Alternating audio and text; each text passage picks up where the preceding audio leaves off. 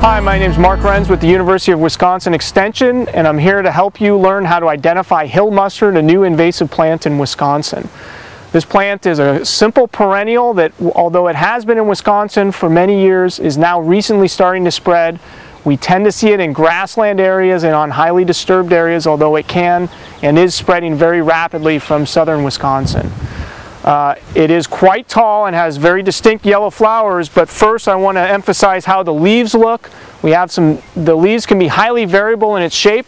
In some cases they can be very long and not lobed, and in other cases they can have some distinct lobing, as we do see here and here.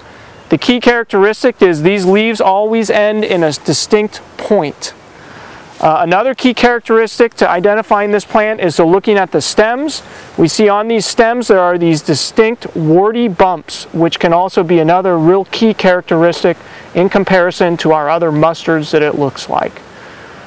Finally, we can look at the flowers. The flowers often do not help us in identification, as they are typical of many of our mustard plants. 4 petals, distinct yellow color, although this can sometimes help in identification with some other species. This plant is most commonly misidentified with yellow rocket, another non-native plant to Wisconsin. So how we would distinguish yellow rocket from hill mustard: first off, the leaves are much more lobed and do not end up in a point, unlike hill mustard.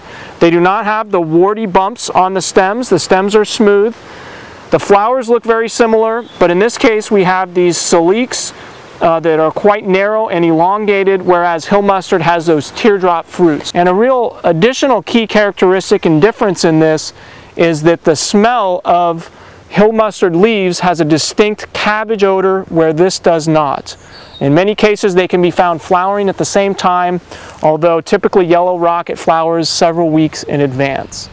So those are some key characteristics in identifying hill mustard, a new invasive plant in Wisconsin on the move, and please keep a lookout for it, and happy weeding.